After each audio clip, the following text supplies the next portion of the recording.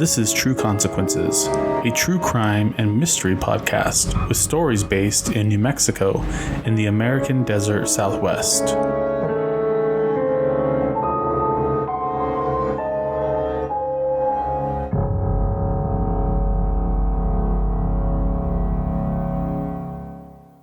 Welcome back to True Consequences. Today we're going to be discussing the murders of Cotton and Judy McKnight.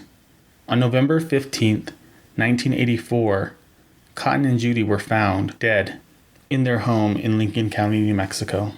They were found executed and shot in their kitchen. The strange thing about this case is that there were no signs of any kind of break-in. In fact, when the police arrived, they found that the home had been locked and secured. So whoever left them there on the floor of their kitchen seemed to clean up the house and lock up after themselves.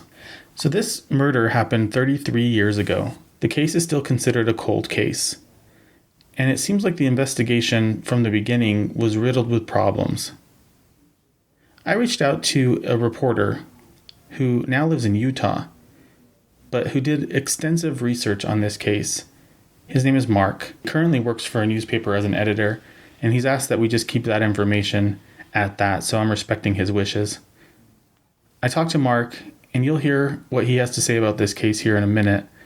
He's uncovered what seems to be a bit of a cover-up, as well as some botched investigations related to this case.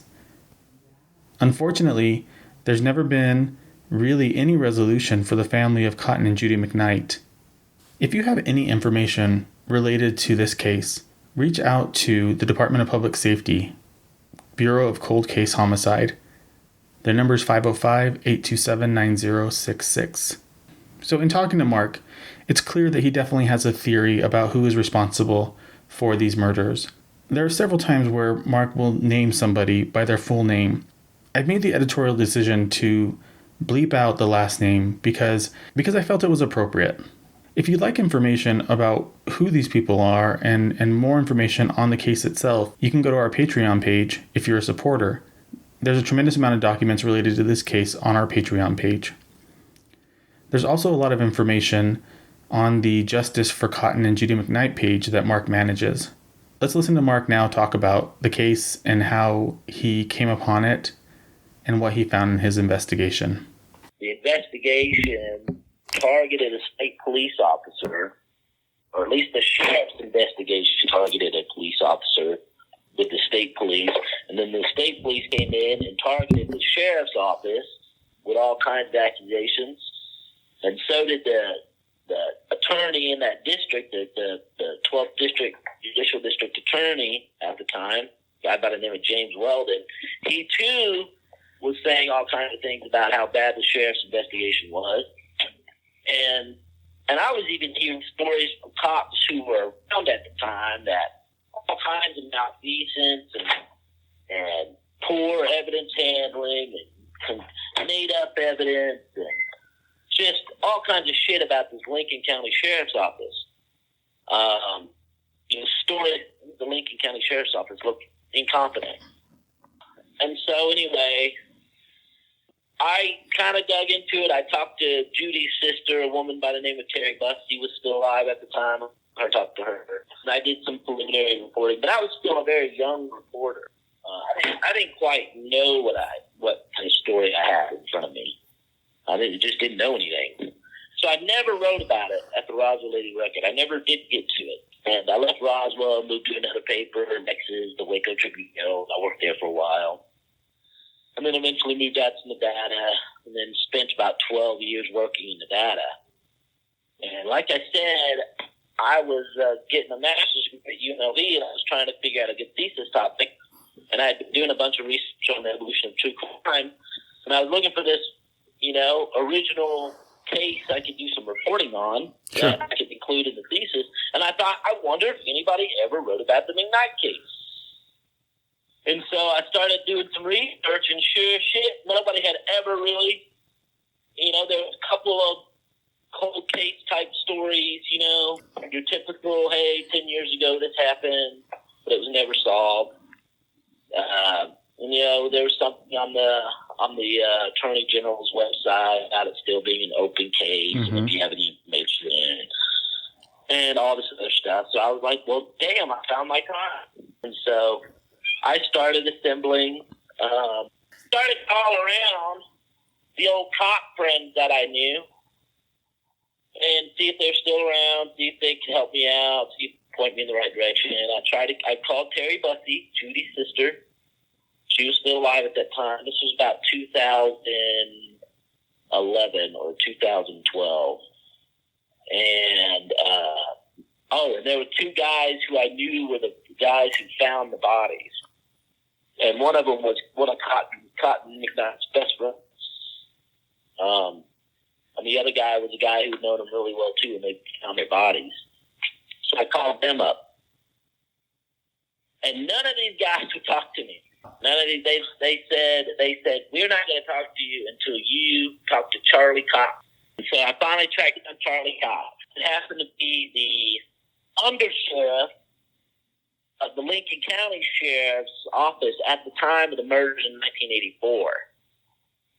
The sheriff at the time had been a guy named Tom Sullivan, who had happened to also be the sheriff when I worked at the Rockville Daily Record. And one of the reasons I never did a story on the McKnight case was because I could never get Tom Sullivan on the phone to talk to me about it.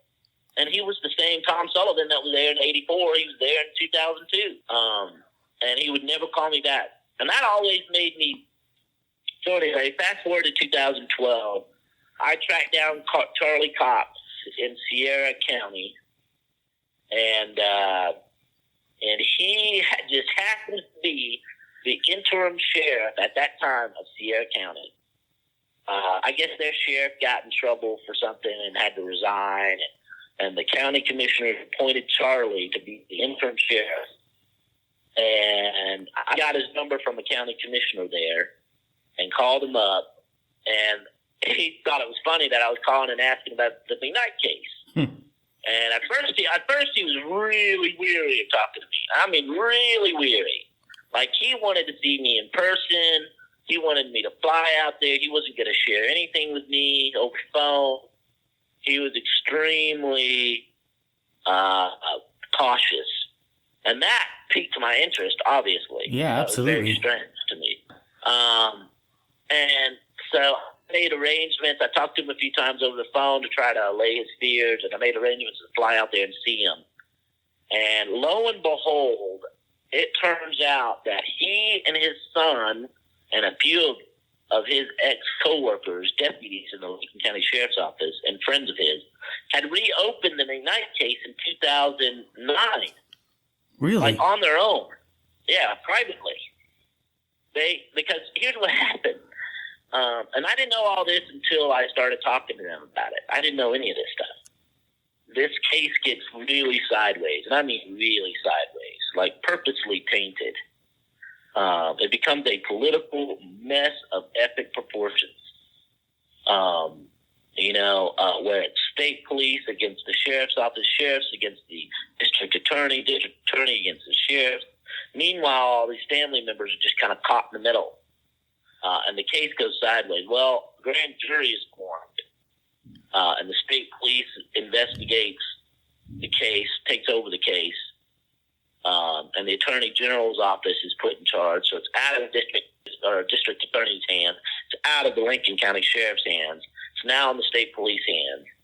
And they go a totally different direction than the sheriff's office. And it becomes a real mess. Then rumors start floating around that Charlie Cox purposely tainted the case. That Charlie Cox was seeing Judy. And of course, Charlie Cox, that was all a lie. It's all a big disinformation. It's a red herring. Yeah. And this involved politics. There was a sheriff's election. Charlie Cox ran for Lincoln County Sheriff in 86, lost by 100 votes or something. And so he left the sheriff's office, and when he left, he took the case file with him. He took the sheriff's office documents, any documents he could find about the McKnight case. He essentially stole them. Whoa. From the sheriff's office. he did this as an insurance policy, and so he has all these records, right? Right. And he's kept all these records all these years. And you're talking interview transcripts, police records, police reports, forensic information, letters back and forth between the sheriff's office and the FBI and the attorney general and the governor and the district attorney and the state police, crime scene photos, crime scene video, detailed lists of the evidence collected, Whoa. detailed list of what the scene looked like, drawings, all kinds of shit. Who they interviewed, what the people who they interviewed said. And he had all of this. And of course, to a reporter, I mean, it's like the mother lode. Yeah. I got to see these records. I mean, and at this point, this turns from a potential thesis topic idea to quite possibly a huge story to me. Yeah. I fly to New Mexico at the earliest opportunity, and I meet with Jeff Cox, Charlie's son, and Charlie, and a guy named Barney Iorio, who was an ex-deputy of the Lincoln County Sheriff's Office. And on the phone, while I'm there, is a guy by the name of Mike Lee, who was an ex-detective, one of the primary detectives on that case, who did the fingerprint analysis. So I fly out to rent a car, right down the Consequences, New Mexico. These guys meet me. We have like a 3-hour, 4-hour long interview. And it turns out not only did they have these records, and not only did they reopen this case, but they have gone to the current district attorney, not the guy who's there now, but a woman who was there previous to the current guy, got her interested in prosecuting the case and making new arrests. They also got another attorney in New Mexico interested in helping her. They also went to the Attorney General's office. They also went to the governor's office. And by the time I went there, and they had all these meetings, all these high-ranking people, politicians in New Mexico, trying to convince them to reopen the case, that this case was important, and that they felt like they had the goods, and that enough time had gone by that all the political bullshit that happened in the 80s would no longer mean anything. Well, they were stymied. And I mean, they were stymied hardcore. And it all pointed back to the state police, preventing them from doing anything new with the evidence as far as forensics. The state police just basically wouldn't give up anything. And so I got there, I hear this whole story, and they trust me at that point enough to give me some of the documents. So I start looking at the documents. And sure enough, there's some very interesting things in the documents. And there's one document in particular that, to me, is the whole key to the McKnight case. To me, it's the Rosetta Stone. Okay. And it points exactly to who is involved in this case, who's involved in this murder.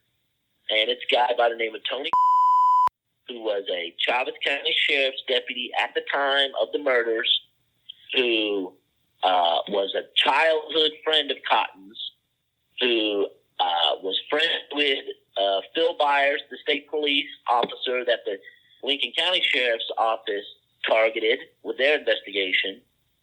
And he happens to be the best friend at the time of the murders with the cop who originally told me about the McKnight case. Whoa.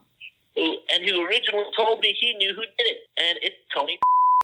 And when you look through the records, other than a few tiny mentions, Tony nowhere to be mentioned. And when you look at the state police records, he's altogether absent. Except for 1 or 2 documents out of maybe 3,000 pages of documents. So they totally missed this guy. And in my opinion, they missed him on purpose. Sure, sounds like it. Yeah, they missed him on purpose. Conclusion of all this is that there were a lot of dirty cops in that part of New Mexico in the 80s, late 70s, early 80s. And the fact was that this guy, Tony, threw Phil under the bus. He's the one who first mentioned Phil's name in any of the records. He's the one that none of the Lincoln County Sheriff's Office was looking at Phil at that point. Until he brought it up. This guy, he brought it up.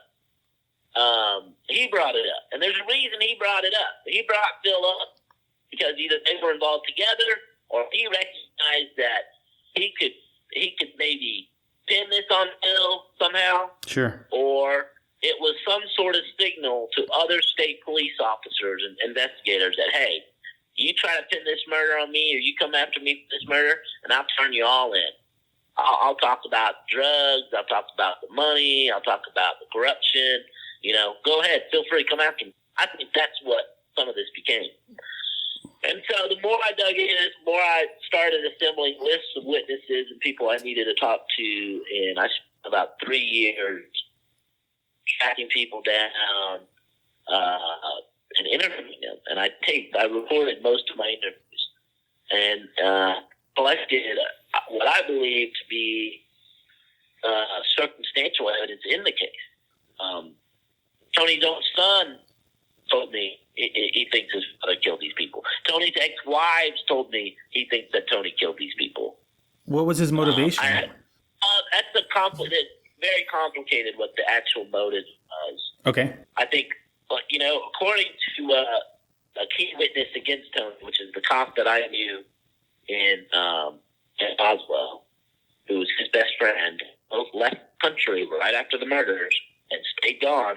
They fled the country, dude. And he told me, I think he was a witness to the last encounter that he had with him,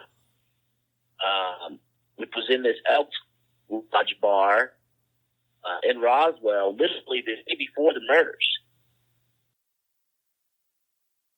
I need to apologize about some of the audio quality here. I was trying to conduct this interview over the phone while I was in a rural area of Pennsylvania on vacation. I need to clarify that in this section, Mark is talking about money and drugs potentially being a motive for the murder of Cotton and Judy. I know that wasn't very clear because the audio cut out, and I apologize for that. Let's continue listening to Mark.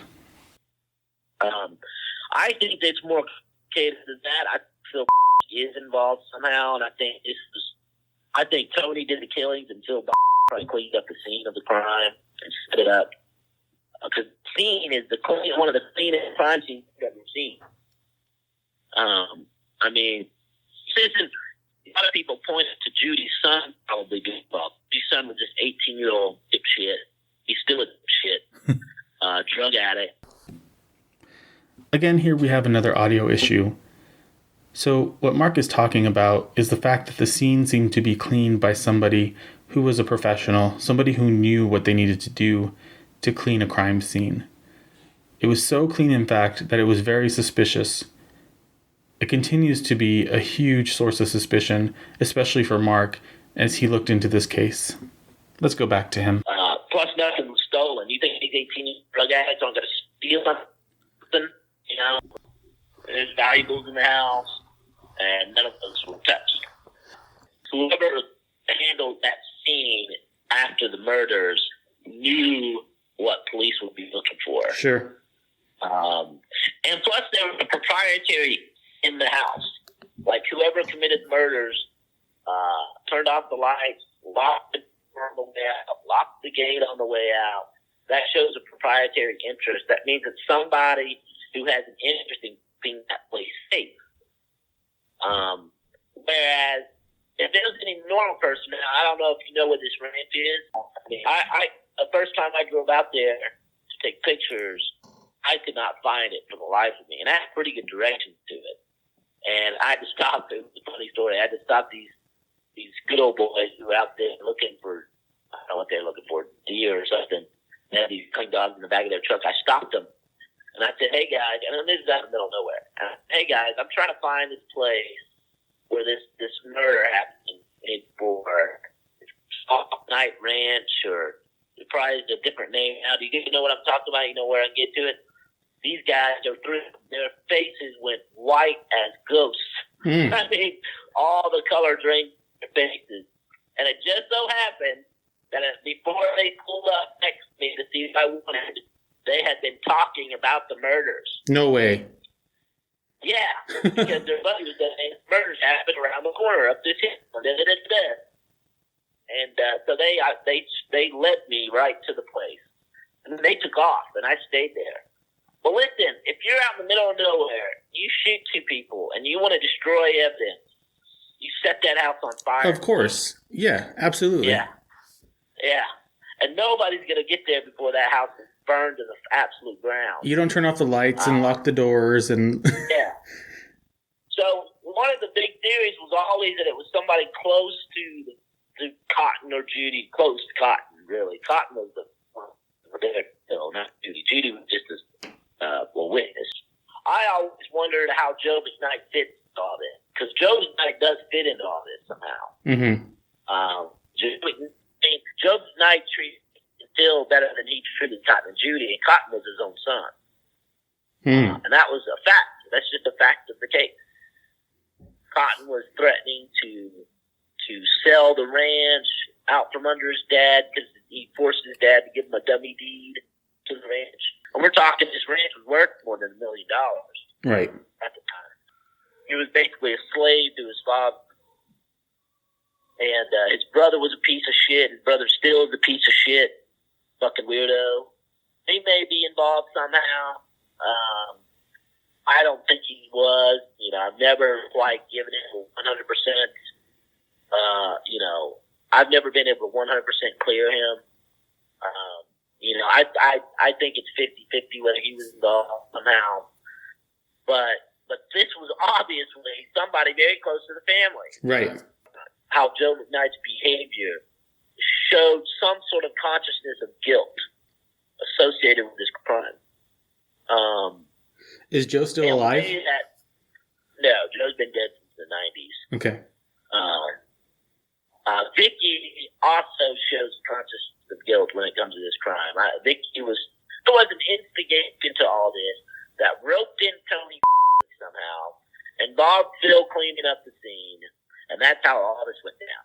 And the reason that Phil and Tony were never arrested and prosecuted was because there was a mass cover-up, both for political reasons and because the cops needed to cover it up, because otherwise there would have been a lot of cops going down. Sure. For a lot of dirty things. And that's what this story is all about. And meanwhile, Charlie Cox recognizes a lot of this very early on. He's a seasoned sheriff. He's the one who created the New Mexico Sheriff's Association back in the 60s or 70s. The state police, if you know anything about the state police in New Mexico, they are the more powerful law enforcement. I mean, they control Mexico. They have controlled New Mexico for a very long time. And when the Sheriff's Association was created, it was seen as a threat by the state police. And so Charlie Cox has always been persona non grata to the state police for a number of very big reasons. And so when this crime happened, and Charlie starts pointing the finger at Phil, not knowing anything about Tony's involvement, not until the mid-2000s or 2010 did he know anything. And not until I really fleshed that out did he really come to understand how Tony played the role of this, as the killer, probably. And so Charlie did know that Black acted very strangely, acted guilty, looked guilty, had a good motive to keep his wife and to shut Cotton up. His fingerprint found at the scene. Of course, all that was discredited early on, even though I believe firmly that those fingerprints are Phil fingerprints. He was there to cleaning up the scene. That's how he left fingerprints. So they ruined Charlie Cox's law enforcement career over this case. I mean, destroyed it. He lost that sheriff's race in 86. He went back to Sierra County, and every time he would apply for a job, his resume looked great. They would be on the verge of hiring him, and then somebody from the state police would give him a call and say, hey, he's a suspect in those McKnight murders. If you get to know Charlie Cox and talk to him and really understand what kind of law enforcement officer he was and is, there's no fucking way you get to convince me that he's involved in activity whatsoever. Ever. You're never going to convince me. Yeah. And yet, as late as 2000, like 4, 5, 6, the state police is writing up cold case reports about the McKnight murder, and Charlie Cox is still one of their suspects. And it's like, that's an obvious sign to me that somebody really looked at this and dug into the material, that there is an ongoing cover-up at the state police level. If they're still talking about Cox and their official records as far up as 2005, that's a huge problem. Yeah. I mean, they're not looking at it at all with any sort of realistic intention of trying to solve it. I think even a deal was made. I think Tony was told, stay away from New Mexico, and we won't have any problem. Well, it seems like if they had anything concrete on Charlie, they would have filed charges on him. Oh, if that was realistic, not even file charges. You know what the don't have anything at all? That all this is a joke? Yeah. They've never even brought him in for questioning. Seriously? If you seriously suspected the man of shooting two people, getting away with it, and being a cop, you'd haul his ass in. They never questioned him? No, not once. What the? Was he ever questioned by anybody? That's what tells me. That's what has always told me that was a farce. That was a cover story. Yeah. And then the stories about Charlie Cox that I heard in 2002, that was an information campaign. It was information put out by the higher ups in the state police to their underlings in the state police.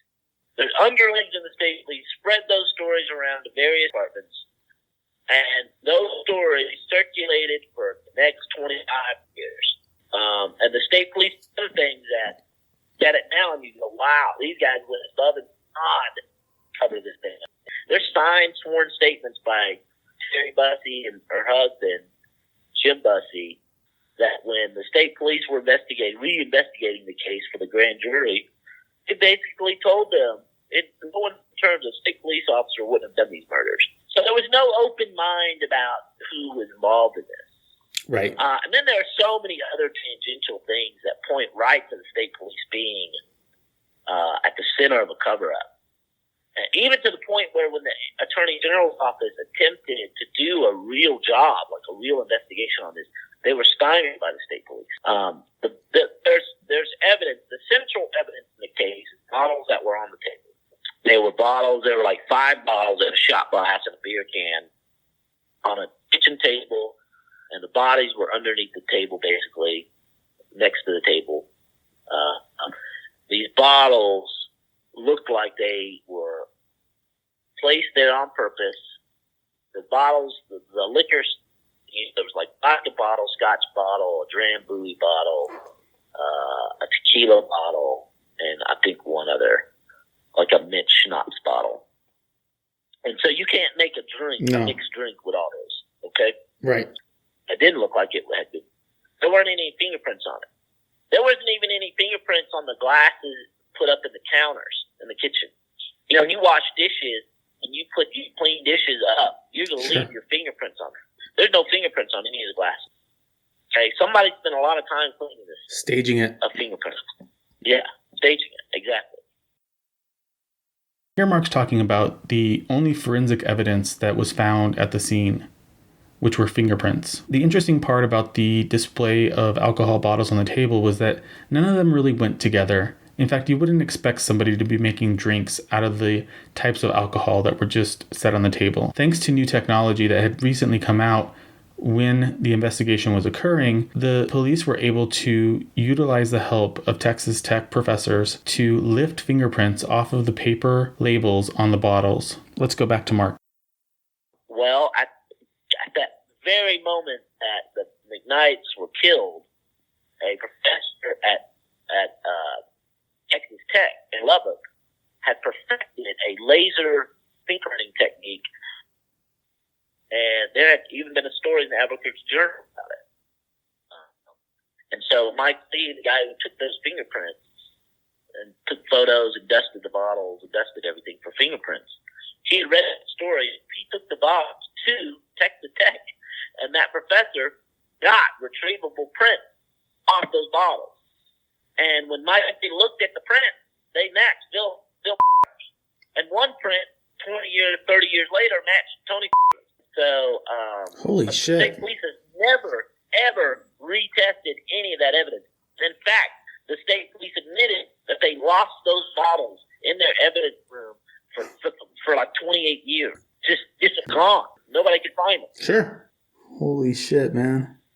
So not only did they mishandle the evidence, not only did they engage in a disinformation campaign targeting Charlie Cox.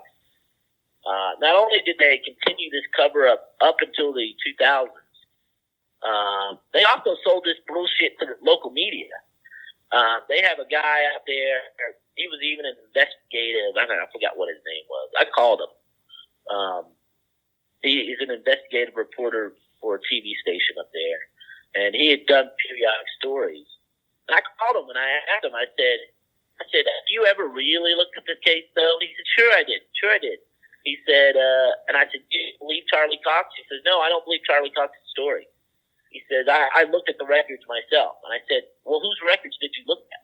And he looked at the state police records. Mm. He never looked at any of Charlie Cox's records, Lincoln County records. And some of them aren't even in the state police records. And I said, "Well, I think they misinformed you." And then you in turn misinformed the public. And so anyway, so I embarked on this thing, not only getting all of Charlie's records that he had, and I have them all, but also getting the state police file, which I had to do an open records request, but I got all of it. I got the crime scene photos. I got the video, which I haven't put that on Facebook. Right. Except for a clip of it, I think. And I got all this, and the one thing I don't have that I know would prove my theory of the case would make it even stronger are the grand jury records.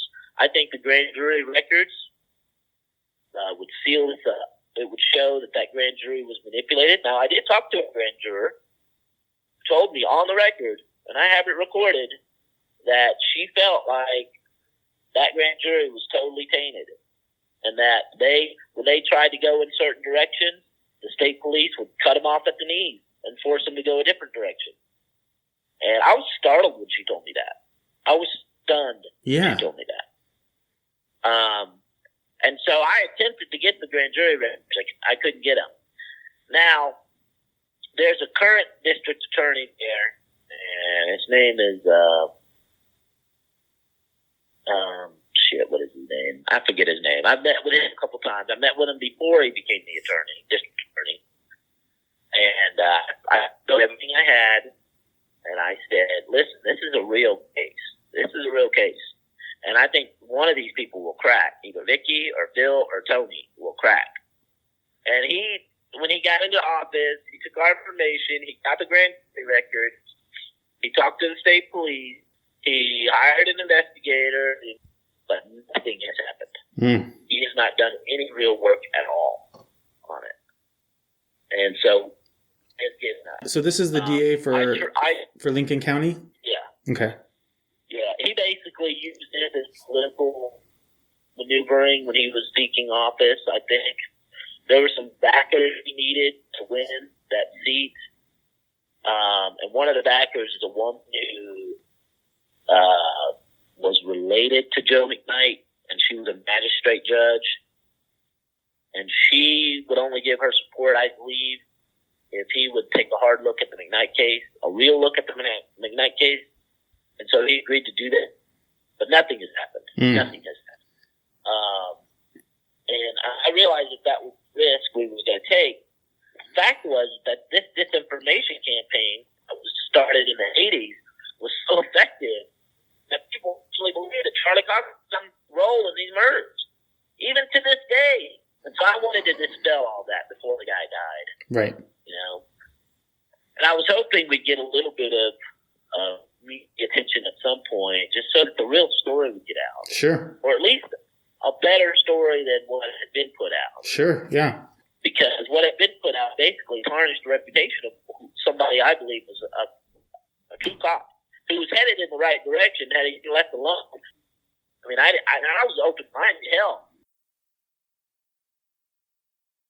One of the more alarming aspects of this case is the fact that Mark said 2 probable suspects were never questioned. He was shocked that with all the evidence that seemed to be pointing at these 2 individuals, the police had never even brought them in one time to ask any questions. This is very concerning. I'll let Mark describe this more. These murders are probably going to remain unsolved. Charlie's going to die. Jeff is going to grow old and die. I'm going to grow old and die. and the only thing out there is whatever stuff is that I have that I put out there. Even Cotton's own son, Judson, who was 12 years old when his dad was shot and killed, has been so manipulated by his mother over the years that he doesn't even believe it. He doesn't know what to believe. He doesn't know what to believe, who to believe. He won't talk about it. And he was purposely put and taken to the crime scene as a way to cover for Joe and Phil's involvement. I mean, it's a sign of guilt, their behavior the day the bodies were found.